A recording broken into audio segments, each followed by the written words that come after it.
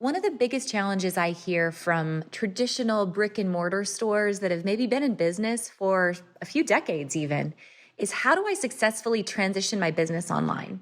I also hear from a lot of these brick and mortar stores in tourist areas, how do I capture that customer information to sell to them again when they get back home and maintain that long lasting relationship? Today, I'm so excited because I hope we answer both of those questions, plus talk about how to make your online store an extension of your in-person experience and bring that store up to date by using influencers and email marketing and the latest in social media. Today, I'm so pumped because one store that I personally love to shop, Tucker Brown, which is home in the Fort Worth Stockyards, if many of you are familiar, and also a huge face of Western fashion right now. I'm so excited to visit today with Mamie Brown McKee, who is the co-owner of Tucker Brown with her father, who started the business many years ago. Today, we're going to deep dive into what makes Tucker Brown successful, both from the storefront, capturing tourist information, to email marketing, all the way to that influencer relationship. You guys get ready to meet my friend Mamie Brown of Tucker Brown.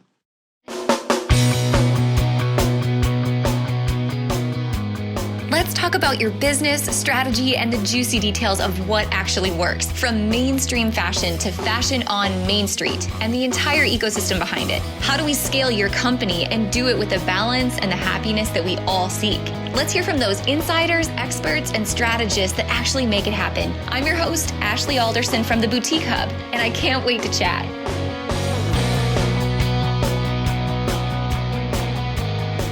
Hey guys, welcome back to the podcast this week. Mamie Brown, I'm so pumped that you're here. Thanks for being on the show with me. Oh my gosh, thanks for having me. It's such an honor. Man, you have such a great story to share. And I think that your story is so relevant to so many stores today. As I look across our industry, I think about so many trends that have unfolded, especially post-pandemic, right? There's these brand new online retailers, there's brand new brick and mortar retailers, and then there's brick and mortar retailers from a long time ago that are now really working to maintain status and move online and grow with wherever the future of our industry is going to grow. And you kind of come as a mix of all of those things together. So I'm really excited to share your journey with everybody today. So before we start, I want you to take me back, talk about the business, how it got started, your dad's vision, and what led you to where you guys are today. Yeah, so my dad actually opened the store in 1986 across from Texas Tech University. And I believe that his sister asked him to buy the store, and he had money from winning the junior Angus Hereford something at a stock show. And so he used that money to buy this store after college, and he just never stopped doing it. So we've been in business for over 35 years. Wow. I grew up in the back doing inventory, and I swore I would never get into retail because counting shoes is just not a dream that I had. Mm-hmm. But yeah, we had the store in Lubbock forever, and we did pop-ups in different resort ski towns, traveling shows to different friends. I mean, it's definitely been a transition through every aspect of retail as retail has evolved, including the fashions of retail. And then we opened our store in Fort Worth 7 years ago. I, at the time, was working in the marketing department for Double D Ranchwear, and he called me and he was like, hey, I'm going to do this. I'd love for you to be a part of it, because I'm the oldest and I was the only one graduated from college and in the fashion industry at the time. And so I moved to Fort Worth and I bought into the store, and we moved about a year ago to Mule Alley in the Fort Worth Stockyards, which is another huge transition for us as far as buying and trends. So we've been there for about a year, and we're still going. 35 years strong. I love that. There's so much to unpack there. Take me back though. What did your dad first sell? When he first opened the store, I'm so curious, like what was his inventory like then?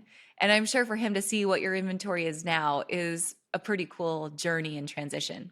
Oh yeah. I mean, they sold candy striped rompers, like not short rompers, like jumpers is what we call them now. Mm. And I call them the Oompa Loompa outfits, but that is that is what he sold. It's really funny because one of our big brands that we carry is Queen of Sparkles, and we just Yeah. got our Christmas sweaters in.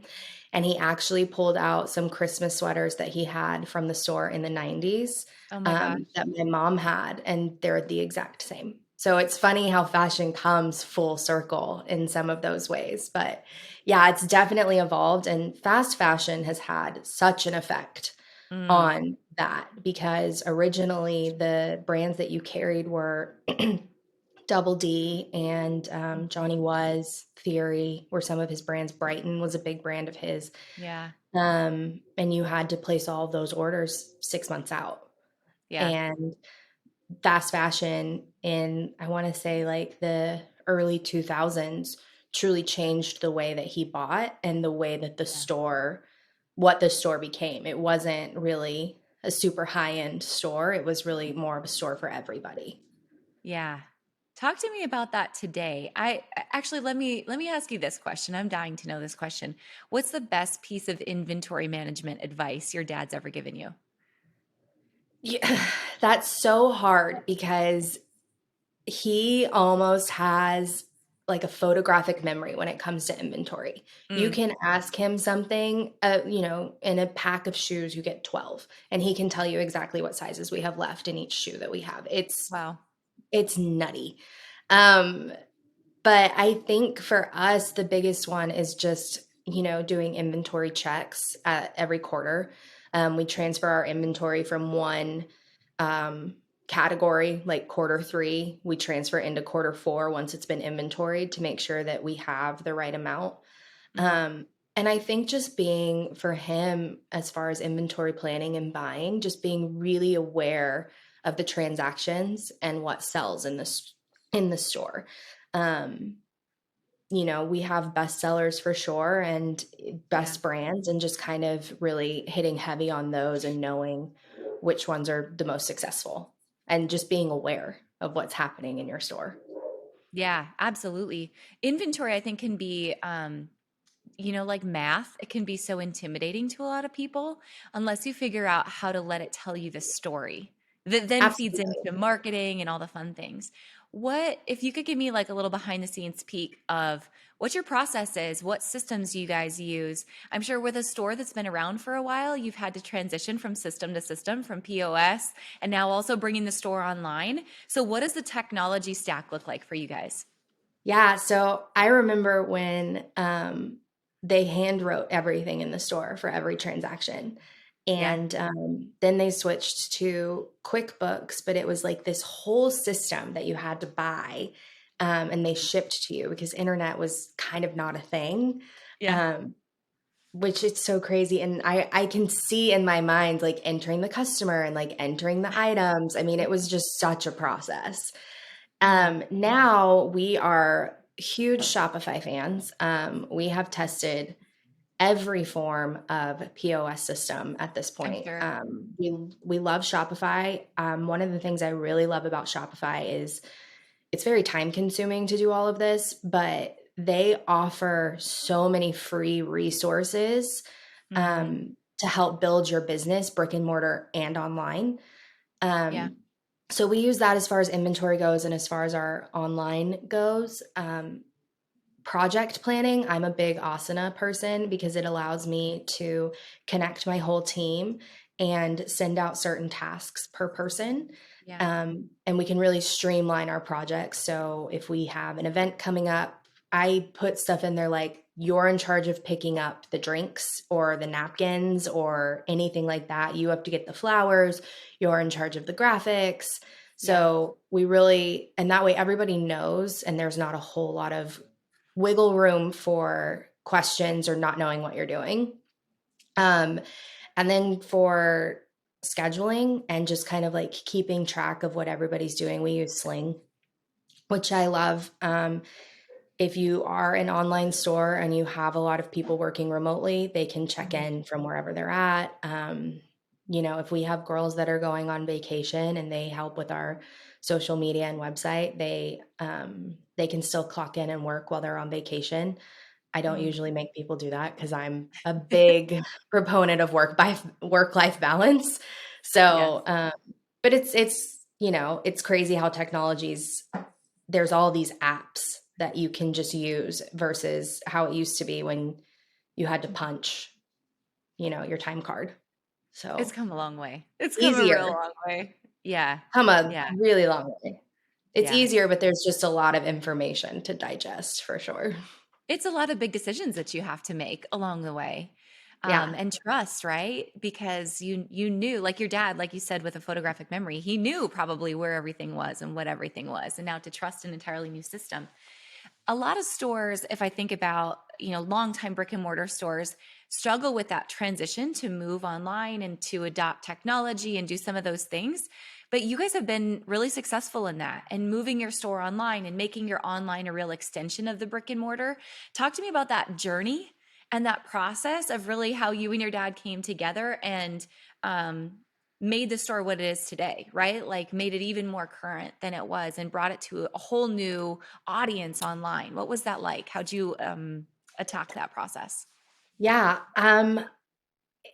My sister was really into website building whenever blogging and online became a thing. And Yeah, so she was really the first person who told us that we needed to take it online. And it was kind of her baby when she was in college, yeah, which online was not really a thing then.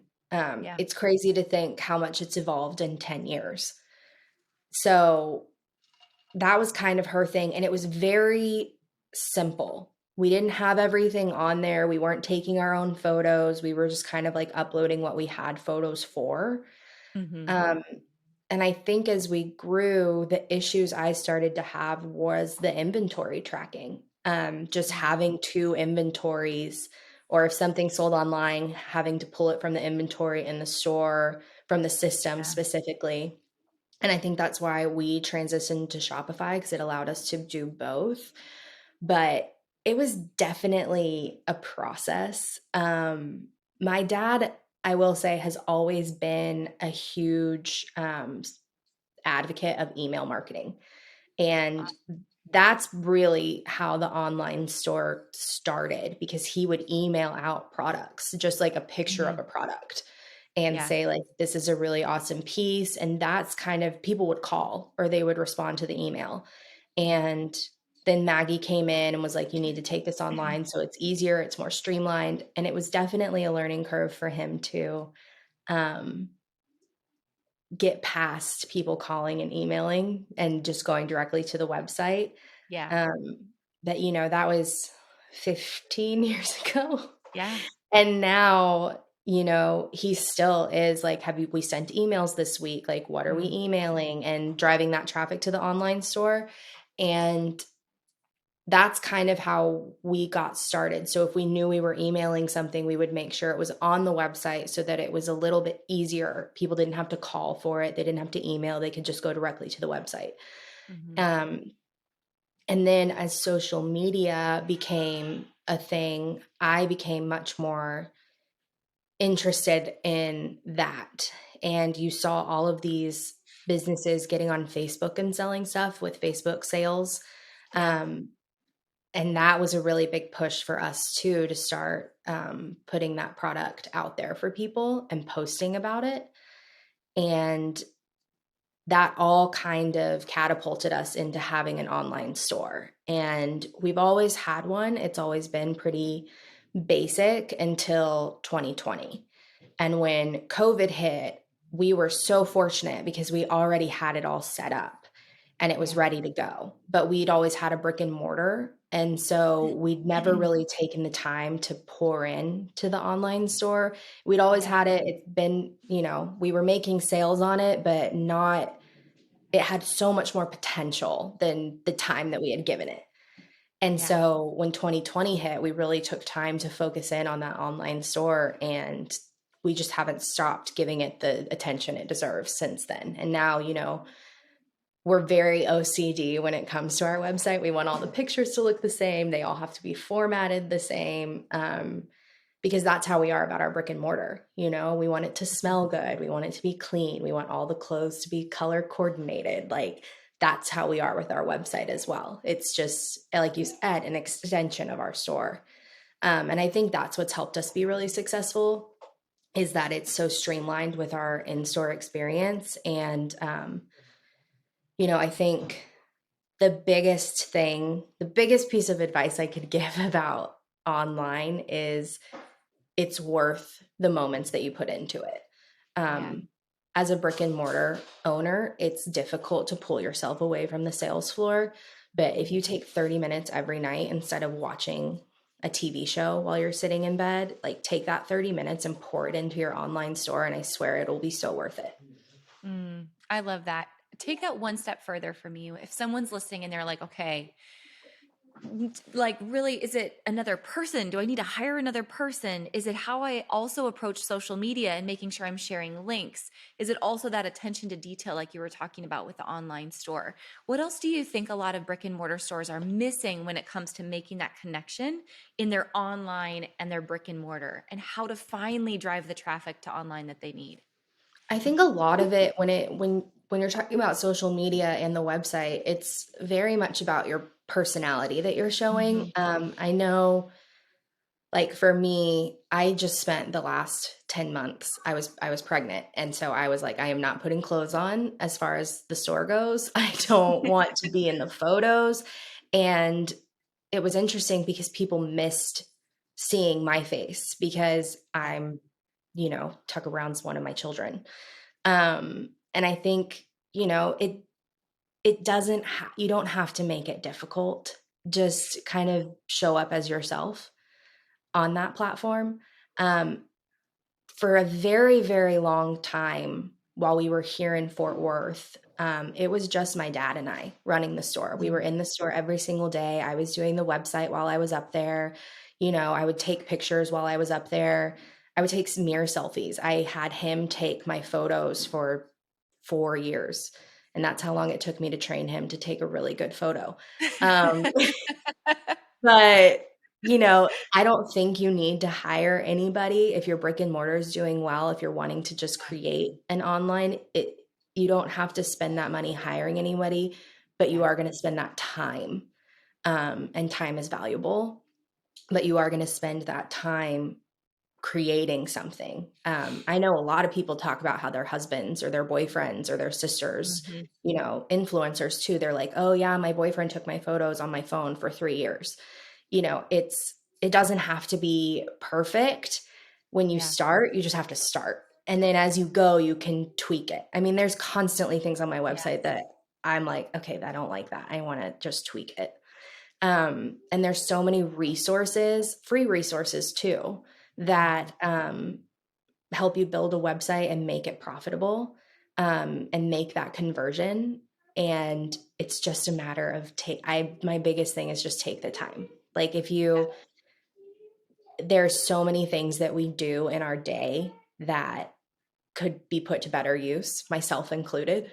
Like instead of playing Sudoku on my phone, I could be, researching different ways to like maximize my presence online. And, as an owner, we I I've done that, and I just hired somebody. Like we've been in business for 35 years, and I just hired somebody 6 months ago to help take over some of that website and email.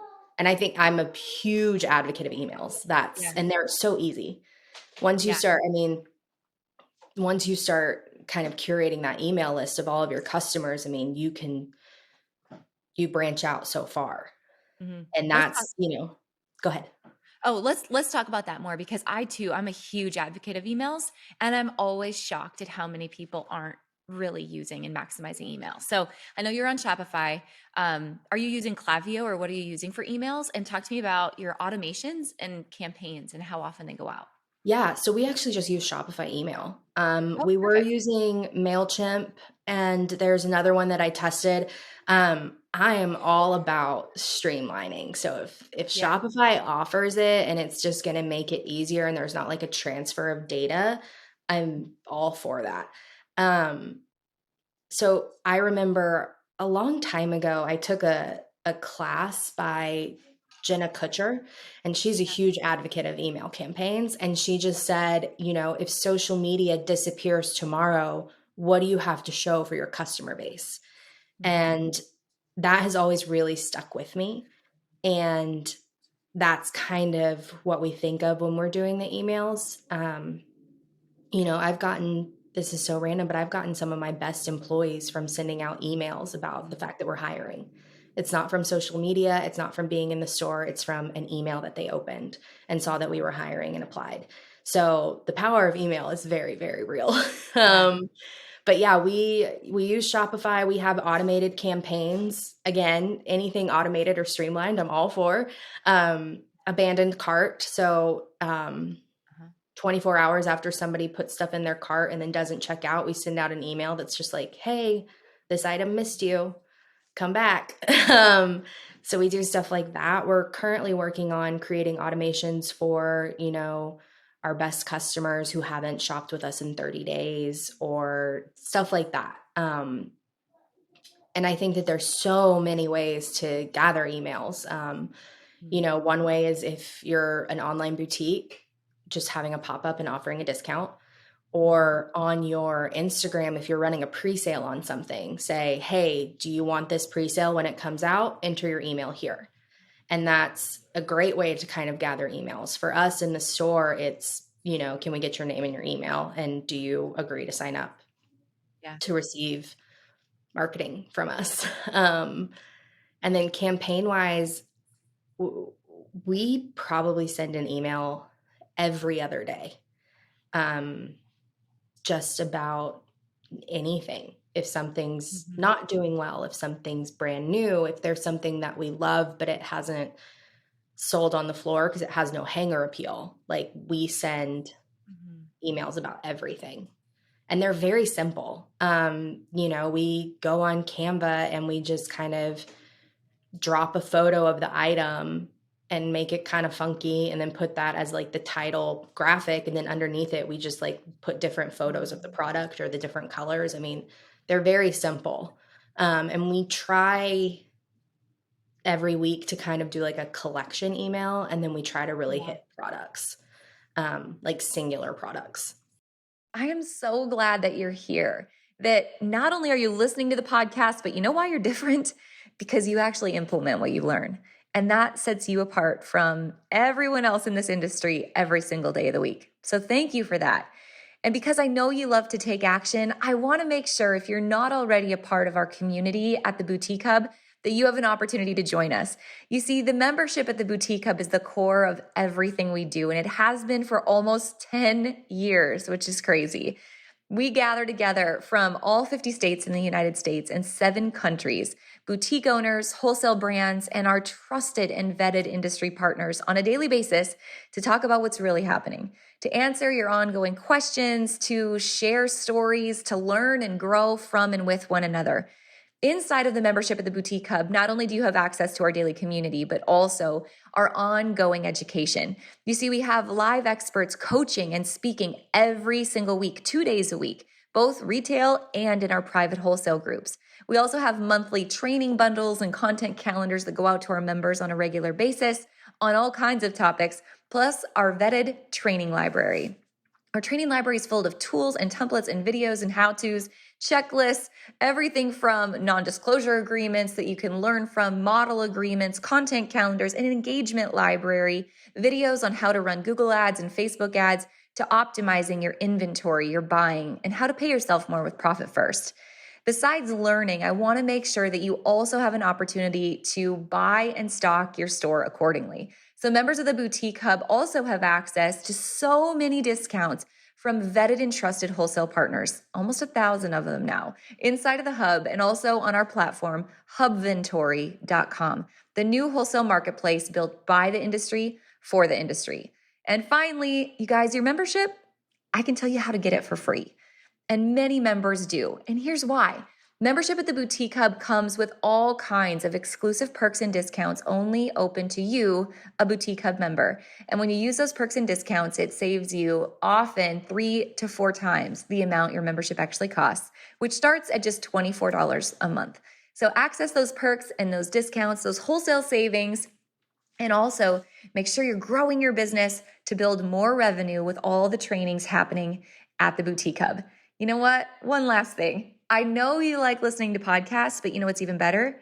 Meeting in person. And that's one thing I'm so thankful for at the Hub, because at every market in Dallas or Atlanta or Las Vegas, or even at our conference for boutique owners, the Boutique Summit, members have an opportunity to meet up, learn, and grow together in person. So I want to invite you to join us at theboutiquehub.com/join to become a member of our community today. I love that. That was something else I really wanted to ask you about. And this will be a twofold question. I know you're really big on collections, and you happen to have a big collection coming out this fall, a big collaboration with an influencer, which we'll talk about her in a minute and that whole like how that came to be. But talk to me first about collections, because I'm with you. Like I think collections are like the best opportunity to really drive traffic both online and in store. So how have you maximized collections collectively across all of your channels to make sure people are seeing the exact products they need to see when they need to see them? Yeah. So our collections are pretty basic.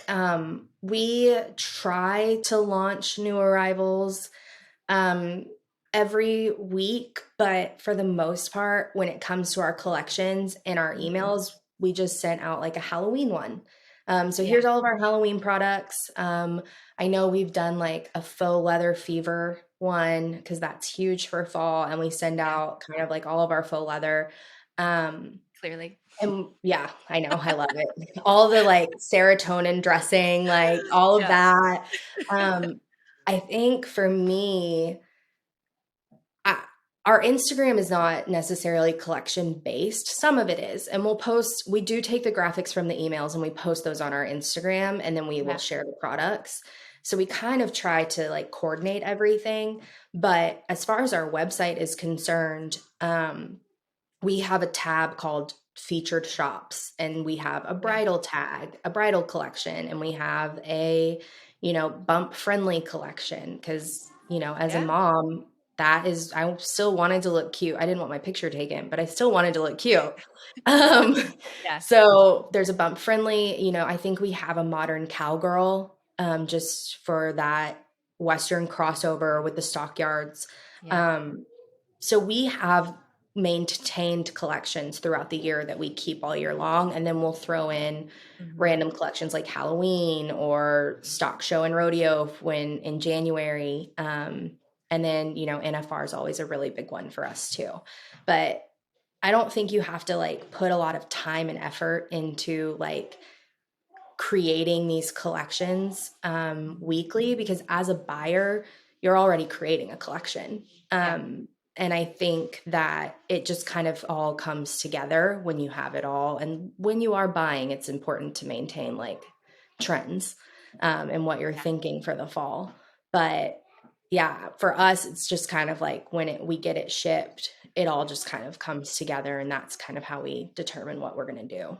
Yeah, and people want So. to see that. They want those options laid out next to one another that are like items.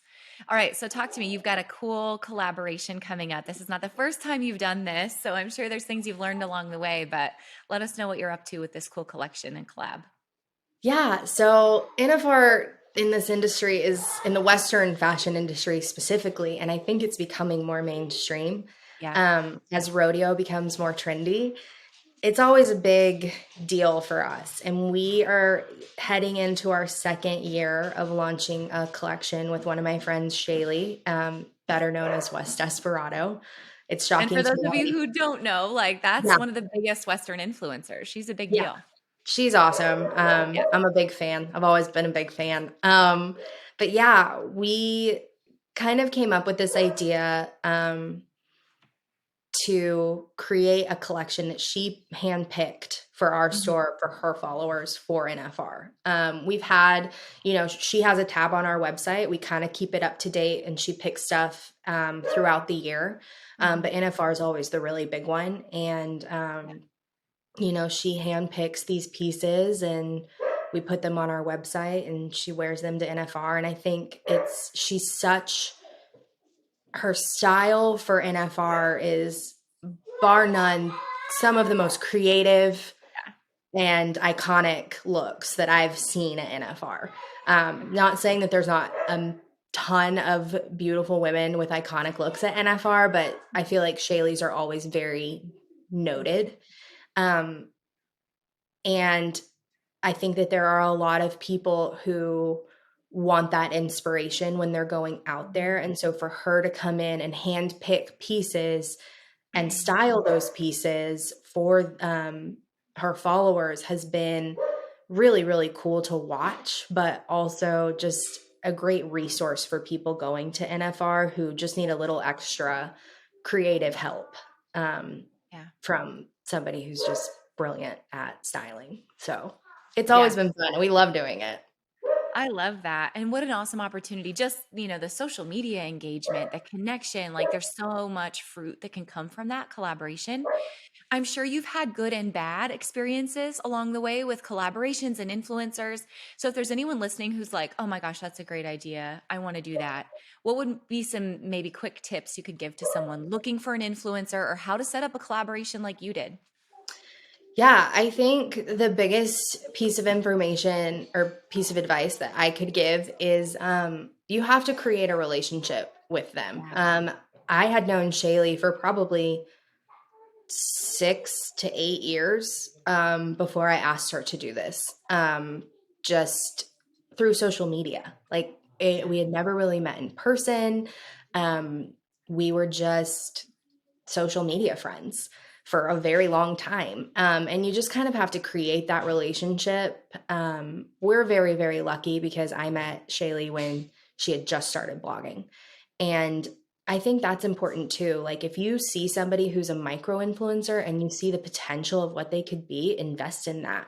Yeah. Create that relationship because they could be the next big thing. Um, I do think micro influencers have more influence than we give them credit because they have the time and the energy to really like focus on your brand. We're Mhm. so lucky with Shaylee that we have the ability to create a collection with her, but she has a million, projects and people that she's working for. And so, you know, we're one of those projects, which is amazing. And I'm so grateful. But sometimes it's nice to have another smaller influencer on the side kind of Yeah. posting too, because they have a great following as well. Mhm. Um, and I do think like a lot of the kickback, not kickback, but a lot of the intimidation with working with influencers is the price. It's Mhm. expensive and it's an investment. I think you have to look at it from a marketing standpoint. If you have a marketing budget, which I highly recommend everybody put together a marketing budget that includes, your emails and Instagram ads and all of that. And I think using that money to invest in an influencer, it's not just like you paying an influencer. You're paying for content, you're paying for reach, you're paying for an ambassador and an advocate for your brand. And, those last two things, there's no amount of money I feel like that is sufficient to have really, really good advocates and ambassadors. Like that's more of an experience thing. You're paying for that with the experience that you offer people. Yeah, you're building your brand long term. Yeah. I think like maybe a mistake that I think a lot of people make is they associate influencers with quick sales. And that's And that's not not it. this is a long-term collaboration, long-term play, right? Yeah. And I think, as a as a boutique owner in the Instagram world, you see people with hundreds of thousands of followers and you're like, "Ugh, I'm just like I'm never going to get there. That's just so much work." Um and I've really had to train myself. One, comparison is the thief of joy. Amen. Um, and it's just more like, good for them. They're doing great. And maybe I Yeah. can, what are they doing that I'm not doing that I can take and brand it in a way that's like for my brand? Because you can't just steal ideas from people and then just be like, you know, you're not them. You have to No. create your own brand. And I think too, the biggest thing is like the amount of followers does not equal the number of sales. Oh, Um, yeah. we've talked before about how you can have a million followers and not be profitable. profitable. Seen it. You can have 10,000 followers and be doing really, really well. So Yeah. I think that's something that we've really had to train ourselves on. And, every time we do a launch with Shaylee, we always end up getting like a slew of followers. Um, but it's those few followers that follow through on buying something, those are the relationships you want to maintain. And I think it kind of goes back to email again, which I didn't think I was going to talk about email this much, but apparently it's like I'm so glad that you did. it's really important to my business. When they buy you can have a million followers, and the ones that buy something, you end up with their email, and those are the ones that you should be targeting because they've bought something. They already Yeah. know your brand. They already know your product. I think that converting those followers to shoppers is more important than Yeah. just creating a horde of followers that don't buy anything. Yeah, it's like the old days of the loop giveaways, right? Where you got all these followers, but then nobody converted to buy anything. Which No. actually, I have to ask you this question, Mamie, because you're in a tourist area. So what you're saying about emails and converting those Instagram followers to sales has to be true for your brick and mortar too, because it's always new people coming through. Like if anyone has not gathered yet, you're in the Fort Worth stockyards, like one of the number one tourist areas in the United States. That's a big deal. How do you convert them and keep them long term if they're a new tourist to the area? Yeah. I mean, I want to say, I don't know the exact number, but I know that there's around 3 million people a year that come through the stockyards, which is Yeah. Wow. a lot of people.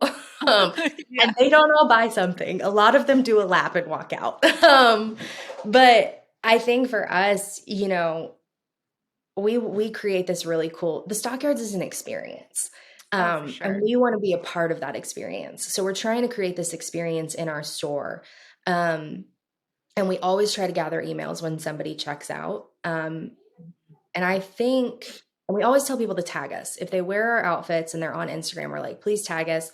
We give out little cards that have all of our social media information on it, our website information. It has a QR code that if you scan it, you can just automatically pulls up our Instagram. That's how we're converting those brick and mortar customers to our social media. But mostly to our email list, just having them sign up when they buy something, because if you return something, we have to have your email, because we can't look up just a random, if you don't have the order number, we can't look anything up, and if you want a receipt, we have to email it. So it's those little things that you don't think about that really help convert those shoppers into online customers and transferring them over. Yeah, I love that. And then one store becomes an extension of the next, Mhm. and you've retained that customer for life. This is so awesome. I feel like we've gone down so many good rabbit holes today. No. I'm so impressed. It's Nice like the work. story of my life. I'm like a retail Alice in Wonderland over here. I love it. Okay, well, let's end. I've got a couple of quick, like, rapid fire questions for you. Are you ready? Yeah, I think Maybe. so. Okay. You've had enough coffee. I'm putting you on the spot. All Well, right. Best piece of business advice you've ever received? I was not ready. I do think my dad tells me this all the time. It's you can't compare yourself to other people. Your journey is your journey, and what you're doing Mm, is important to your brand and your store. And comparing yourself is only going to create stress and worry, and just, yeah. focus on the positive of what your business is doing rather than the negative of what it's not. Oh, so good. So good. Best business resource you can't live without. Resource or tool? Shopify. I love Shopify. And I mean, shameless plug, but the Boutique Hub has a lot of really incredible resources that everybody should be using. But yeah, those are probably my two. Oh, thanks. I'll slip you a 20 next time I see you. It's Thank you. time. I appreciate that. Put it in my Boutique Hub planner that I'm buying. Yes, yes. I'll see you in market for sure. Perfect. Okay. Fashion trend you hope never comes back. I'm probably gonna get a lot of flack for this, but boot rugs. Okay. Yep. I'll leave it at that. Okay. Yeah. I just, Um, Yes. Fashion trend that you wish would come back. Oh man. You know what's this is so, just from like my mom comfort standpoint, I really miss a good gaucho. Oh I don't my know gosh. why. I just, for some Yeah. reason, I yeah. totally forgot about those, but I feel like you're onto something. I I'll be think, looking for that in your NFR collection. A thank you. good Would you? gaucho. Metallic Yeah. gauchos, they're coming soon. Metallic gauchos. Yes, Yep. perfect. Okay. Where do you go for inspiration? Like if you are feeling down in the dumps and you need to pick me up, what's your strategy? Um, I love Pinterest. I use the Calm app to meditate, Oh, that's good. which I find really, really helpful. It just kind of like Mhm. clears things out. Um, and then a lot of times I'll just go, I clean out my closet a lot for inspiration. It just kind of helps me like physically decluttering my space, Yeah. declutters my head for what we want to put in next. I clean out my Yeah. closet a lot. You know what's funny? I was just telling Eric last night, I got in bed and I'm like, listen, I'm really sorry, but literally every room in our house is torn apart. I must be going through something like mentally because I've started to clean out all these cupboards and like our medicine cabinet and all this crap.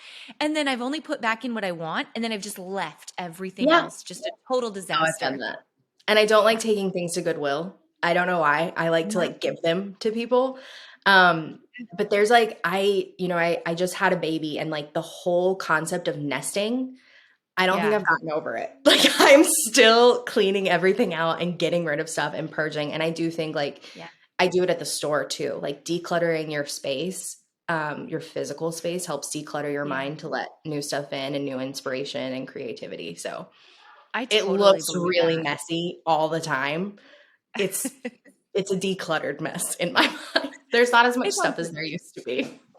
I love it. I love it. Okay, well, last question. And I love this question for you because you have a family owned business, which I just love these stories. But you and I both know, especially now you as a new mom, right? We're not just in this business to sell products. It's No. about way more than the gauchos, right? So when you think about being not just a mom, but being a grandma, 30 years down the road, you're sitting on your front porch and you're talking about Tucker Brown and all the things that you built and how you lived. What's the thing that you want your grandkids and just people in general to remember the most about you and the life that you lived? One of the things that we always tell our employees, because the stockyards can be a very overwhelming environment to work Mhm. retail. Obviously, this is not a hobby. This is how we provide for our family. This is, my husband's involved in this business. My kids are up at the store all the time. Um, but at the end of the day, it's just clothes. We're selling clothes. It's for me the one thing, and my dad has done an exceptional job about doing this. Um, we're creating relationships with people. We're creating relationships with our employees. A lot of them have become like family. My dad has employees from the 90s who still come into the store today. That's awesome. Um, there are people who come in the store who are like, yeah, my mom used to shop at Tucker Brown when I was a kid in the 80s, and it's so cool to be able to say that I can shop there now. I think that's my biggest thing that I want to tell my kids is no matter what you do, what career path you choose, those relationships that you create are vital because at the end of the day, you can't take it with you. And so I think that is my biggest thing that I hope. And just to have like an impact, on somebody's Mhm. life. I Oh yeah. think that there are so many people struggling to find their place, especially young people working in retail. Um, just to be an encouragement to those people, whether you're online, whether you're brick and mortar, whether you're a Facebook store. I think, everybody has somebody that they can have an impact on. Um, Mhm. yeah, I think that's my biggest thing. It's just clothes. It's my livelihood, and I'm so blessed to get to do what I love. But I don't think I would ever sacrifice somebody's mental well-being or their well-being for a silk shirt, you know? Oh, yeah. So good. So good. All right. Well, Mamie Brown McKee, thank you so much for being our guest today on the Of show. course. I can't wait to catch up with you in person soon, but this has been so insightful. I really, really appreciate you. Well, thank you. I'm just feel blessed to be here.